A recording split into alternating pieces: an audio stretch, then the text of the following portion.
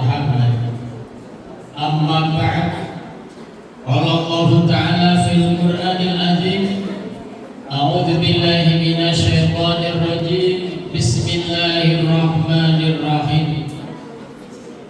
Laqad kana lakum fi Rasulillahi uswatun hasanah liman kana yarjullaha wal yawmal akhirah wa dzakarallaha katsiran. Amma ba'd.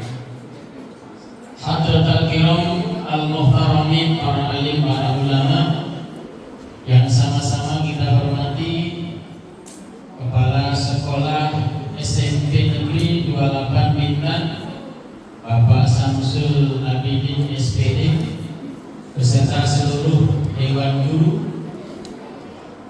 yang saya cintai dan yang saya banggakan, anak-anakku sekalian, siswa dan siswi SMP 28 yang berbahagia.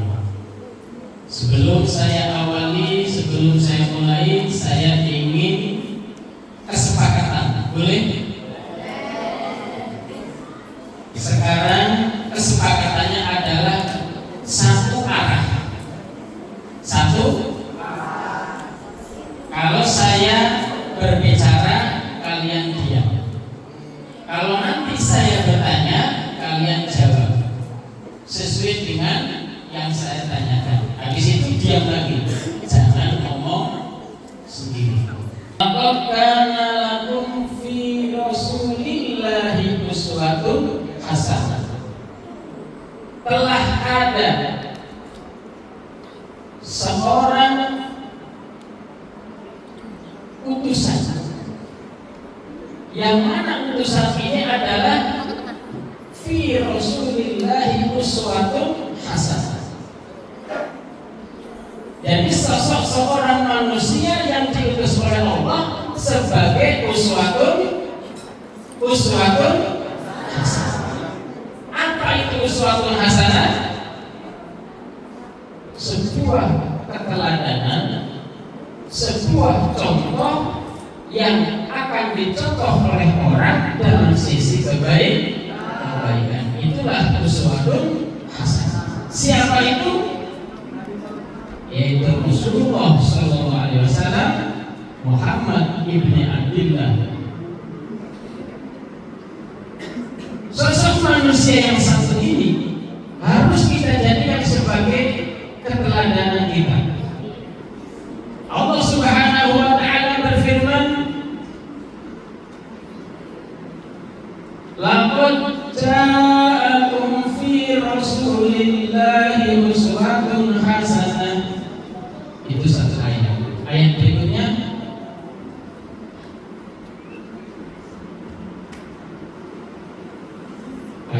apa namanya? Saya lupa. Saya beringat.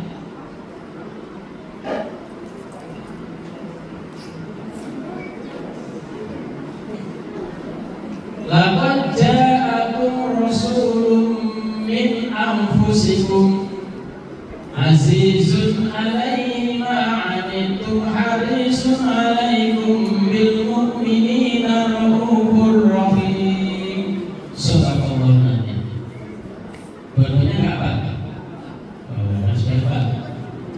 Yang pertama uswatun hasanah, yang kedua laqad ja'akum. Di mana dalam ayat ini kita akan mengenal siapa sosok seorang Rasulullah, baginda Nabi Muhammad sallallahu alaihi wasallam, yaitu sosok manusia yang senantiasa harisun alaikum, sosok manusia yang senantiasa bergetar, senantiasa memikirkan nasib-nasib umatnya, bagaimana agar umatnya selamat dari neraka yang begitu panas. Siapa yang pernah tahu neraka? Tunjuk jari. Belum ada yang tahu? Oh, sama. Tapi percaya ada neraka ya? Jadi agar kita selamat, maka Allah turunkan sosok manusia yang berupa Rasulullah. Untuk apa? Untuk dijadikan kita sebagai contoh, agar kita mengikuti jejak-jejak Rasulullah Shallallahu Alaihi Wasallam. Dan Rasulullah itu adalah diutus dari jenismu, alias sama-sama manusia. Ada nggak kira-kira bisa nggak ayam mengikuti ajarannya kambing? Bisa nggak? Atau kambing ngikutin kuda?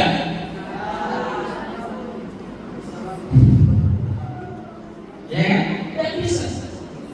Begitu juga Rasulullah. Rasulullah adalah seorang manusia. Kita sebagai manusia, maka sesama manusia kita bisa meniru. Rasulullah adalah seorang manusia yang lahir, dilahirkan oleh seorang ibu dan besar menuju dewasa sampai itu. Begitu juga dengan kita. Kita lahir dilahirkan oleh seorang, punya seorang ayah, dilahirkan oleh ibu, dilahirkan oleh seorang ayah. Berarti sama. Kalau sama, kira-kira bisa nggak kita mencontoh Rasulullah? Nah, kalau ditanya bisa jawab gitu. Kalau ada pertanyaan, jawabnya kompak. Jangan bilang insya Allah, kelamaan. Karena kita sama manusia pasti ya, kita sebagai sosok manusia disuruh mencontoh manusia. Malaikat kita tidak kenal dan tidak pernah nampak dengan kita, maka kita tidak diutus untuk mencontoh siapa? Malaikat. Dan Rasulullah bukan malaikat, tapi Rasulullah adalah sosok manusia yang diutus oleh Allah Subhanahu wa Ta'ala. Bedanya manusia dengan Rasulullah, yang pertama, Rasulullah adalah seorang manusia yang beliau juga sama dengan kita. Ketika kita berolahraga, ketika kita bergerak, kita berjalan, berkeringat tidak? Berkeringat tidak? Rasulullah juga begitu berkeringat. Tetapi keringatnya kita dengan keringat Rasulullah beda. Kalau kita berkeringat, baunya apa? Tapi Rasulullah adalah manusia yang ketika keluar keringat baunya harum luar biasa. Ya, makanya dicintai oleh istri-istrinya. Ketika Rasulullah pulang itu, wah langsung diciumin, ya, kemudian dibersihkan badannya.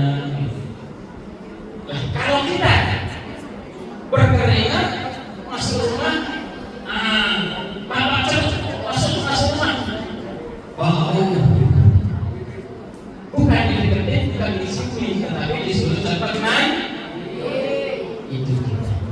Yang kedua, contoh yang kedua, Rasulullah punya lidah dan mulut kita punya liur. Ketika kita keluar dari ludah, baunya seperti apa? Ya?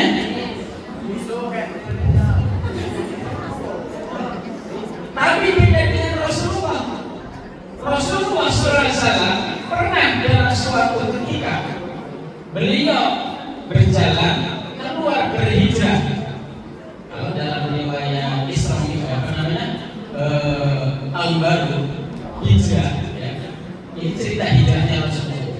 Maka ketika Rasulullah SAW hijrah dari kota Madinah, dari kota Mekah ke kota Madinah, beliau bersembunyi di mana? Di gua apa namanya? Masa. Lalu ada ibu SKI sejarah Islam ada di SMP? Tak ada. Guru sejarah Islam ada? Gak ada ya? Oh berarti dalam agama. Gua apa namanya? Gua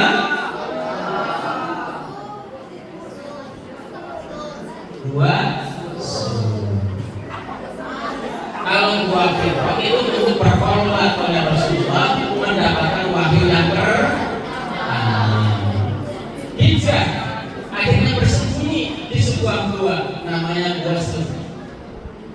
Ketika mau bersembunyi karena dikejar oleh kafir Quraisy, Rasulullah ditahan dulu oleh sahabatnya Abu Bakar. Wahai Rasulullah, jangan dulu, saya masuk dulu, saya sterilkan dulu.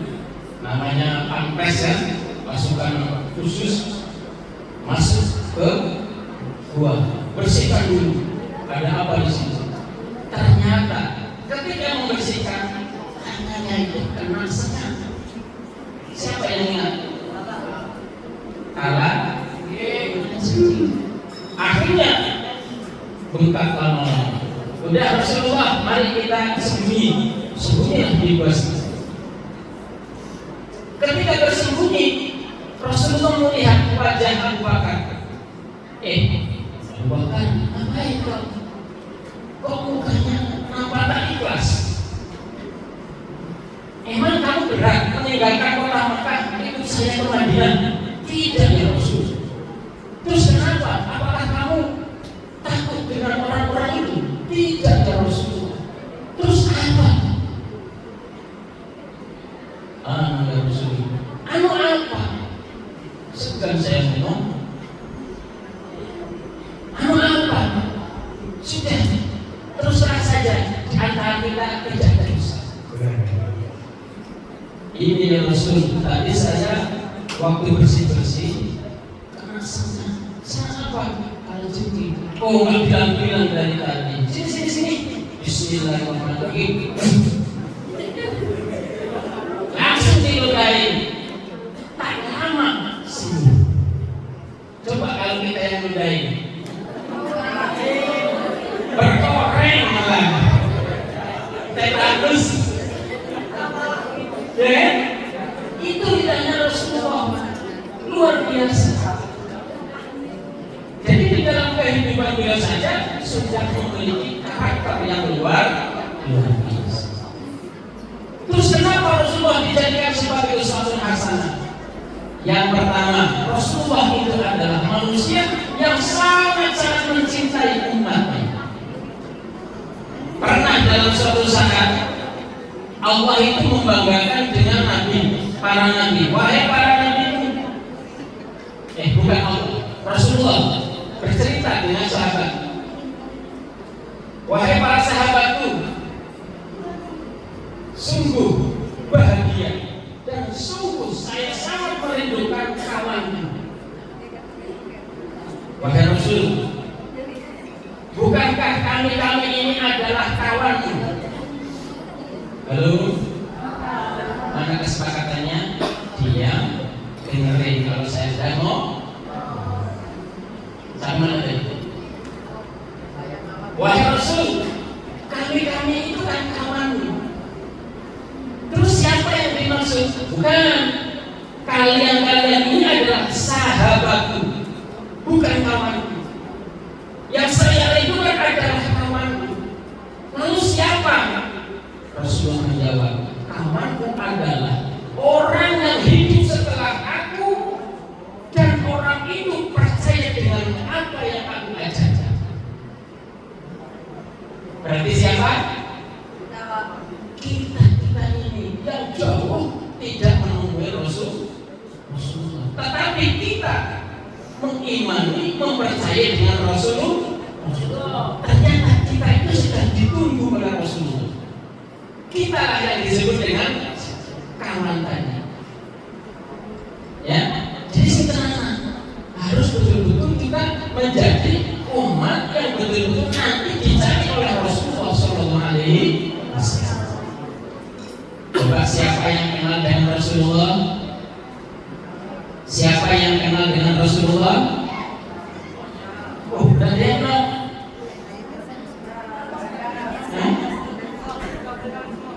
Siapa yang ngerti Rasulullah?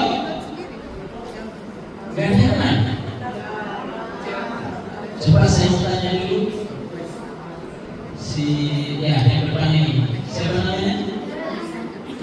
Siapa Rasulullah? Namanya siapa? Nabi Muhammad itu kenal. Siapa yang kenal dengan Nabi Muhammad? Oh, gak ada yang kenal. Coba siapa yang kenal tunjuk jari.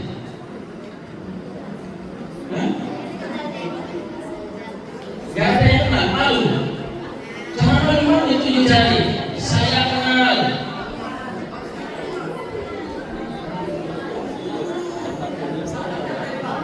Saya tes. Kalau memang Anda kenal, siapa istrinya Rasulullah? Ibu Khadijah. Pindah 100. Siapa bapaknya Rasulullah? Yang kenal? Abdullah. Siapa ibundanya Rasulullah? Ibundanya Siti Aminah. Rasulullah punya anak berapa? 7. Yang laki-laki berapa?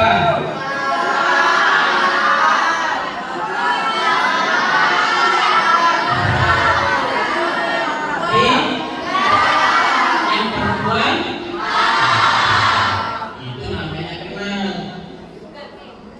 Bukan hanya ngerti. Alhamdulillah, berarti siswa SMP 28 sangat jos.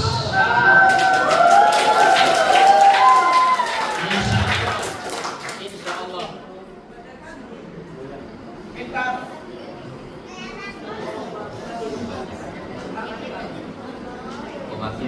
habis.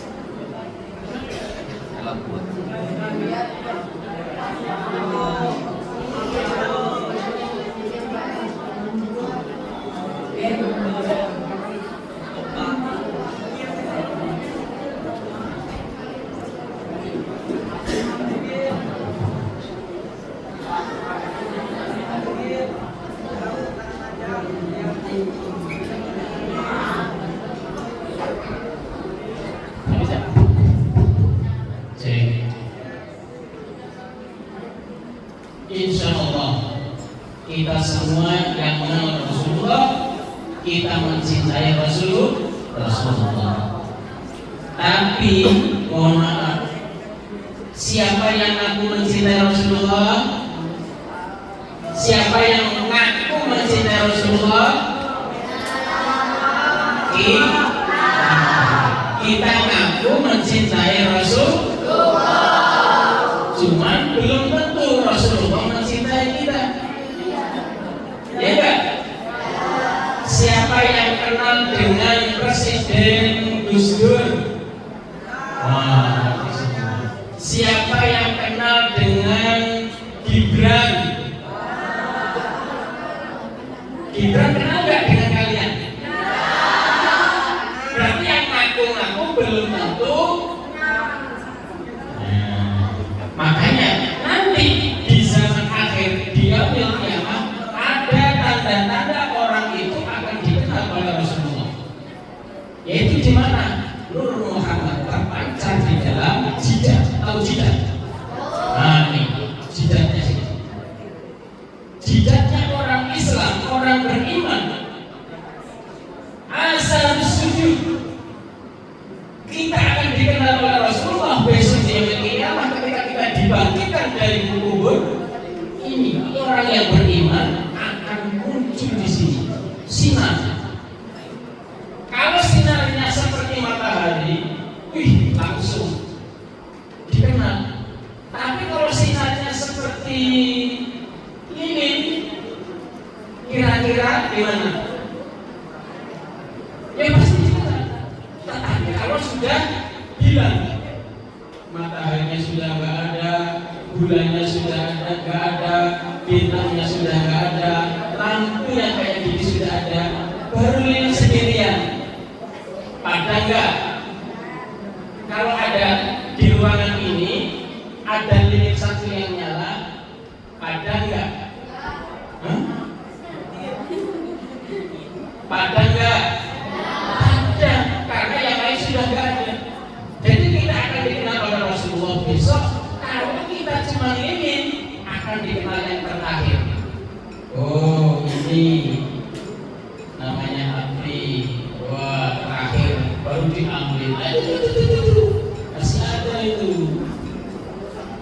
Tapi insya Allah kita semua akan dicari oleh Rasulullah. Kita sama-sama akan masuk surga. Siap masuk surga? Ya. Ingin cepat atau ingin lambat? Ada 3 konsep.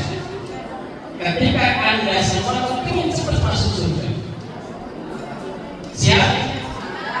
Rasulullah SAW bersabda, salah satu mankunna fihi,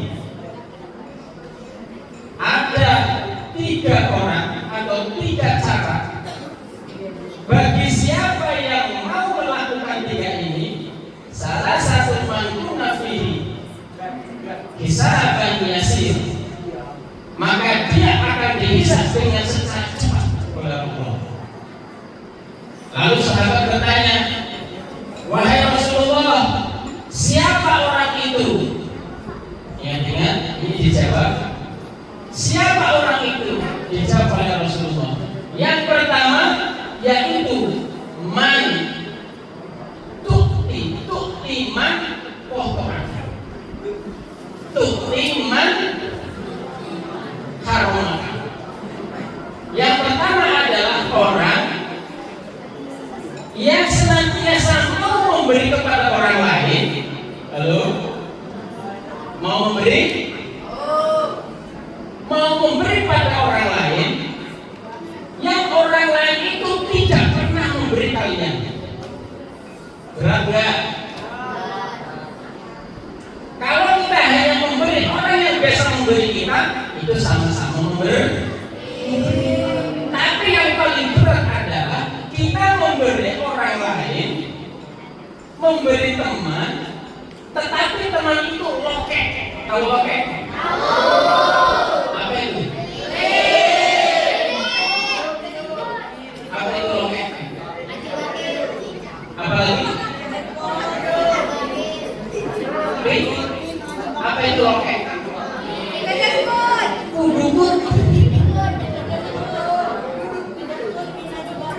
Orang sangat kudukut, orang sangat pelit.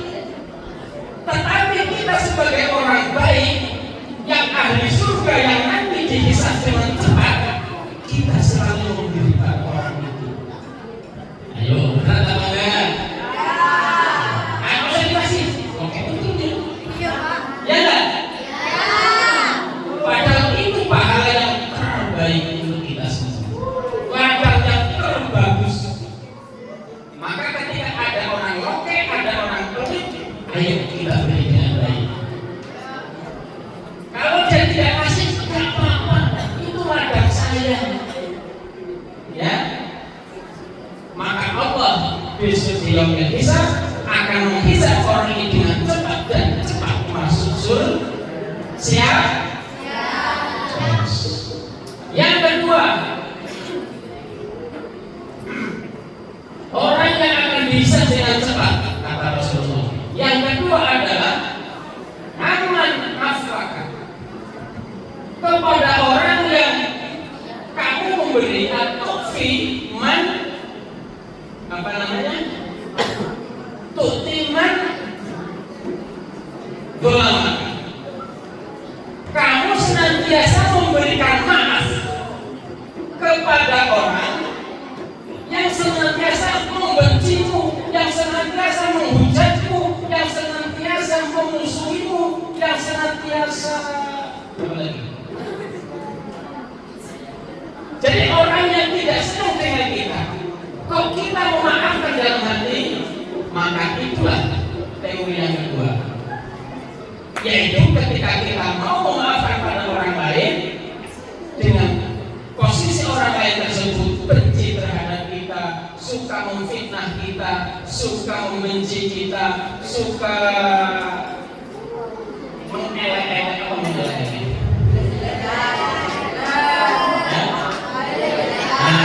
Musuhi kita, tapi kita senantiasa legowo, bahasa Jawanya. Hati kita udahlah, biar saja orang itu membenci kita. Yang penting kita maafkan saja.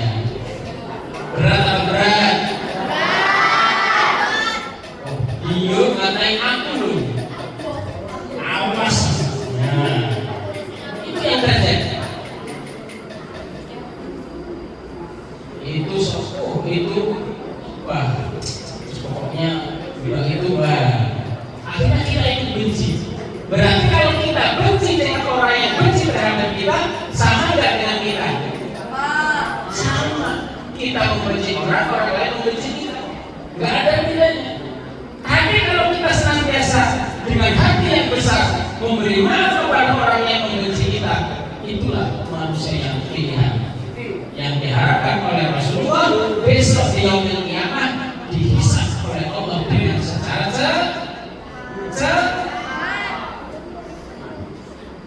dua.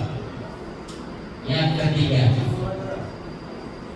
orang yang akan dihisab dengan cepat, yaitu yang ketiga, man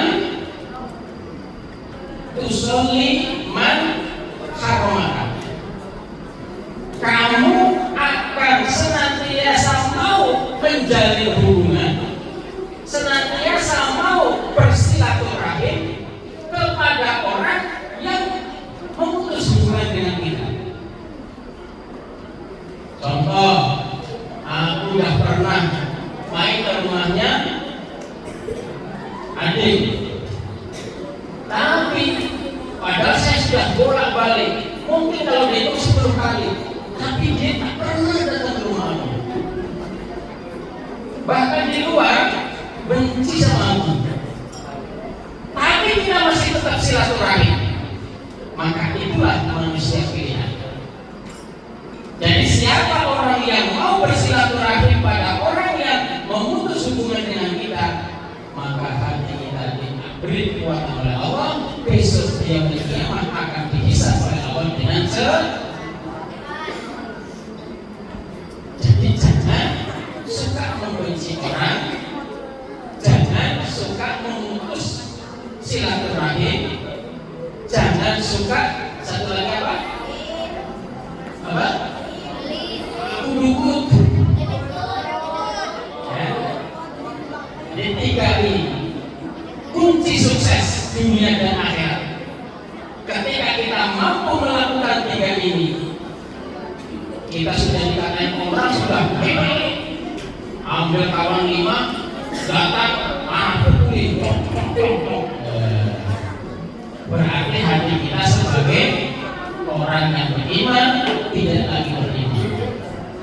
Anak SMP 28 tidak akan seperti itu. Insya Allah akan mengikuti jejak Rasulullah SAW. Satu, dia orang yang suka memberi, walaupun orang itu tidak pernah memberi.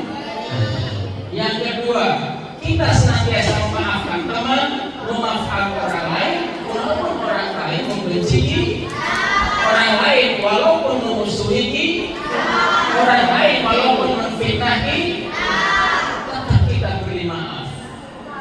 Yang ketiga, kita senantiasa bersilaturahim, menjalin hubungan dengan baik pada orang yang tidak pernah bersilaturahim kepada kita, yang tidak pernah datang ke rumah kita, tidak pernah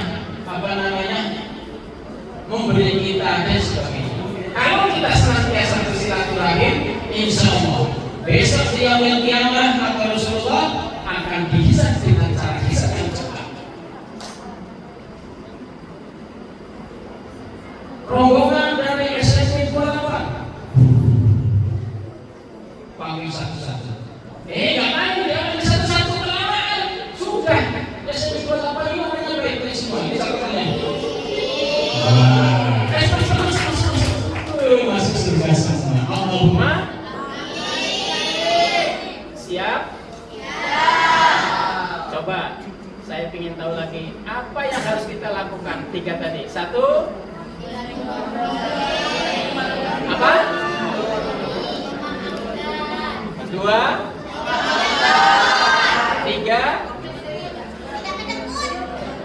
itu saja ya. Saya ulang lagi. 1, kita senantiasa bersedekah, senantiasa memberi orang. Yang kedua,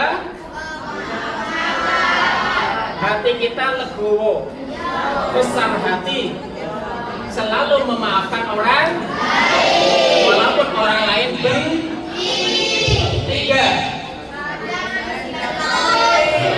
jangan memutus silaturahim, kita senantiasa bersilaturahim. Siap lakukan 3 ini?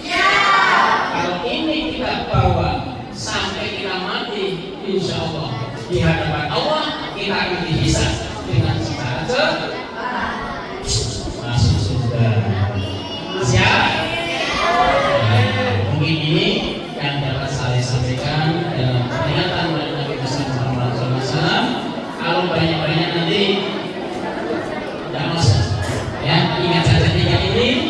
insya Allah kalau 3 perkara ini kita lakukan, insya Allah kita akan senantiasa selamat, bahagia dunia dan akhirat. Kita akan sama-sama masuk surganya Allah. Allahumma amin. Mungkin demikian, mohon maaf. Wallahul muwaffiq ila aqwamit thoriq. Assalamualaikum warahmatullahi wabarakatuh.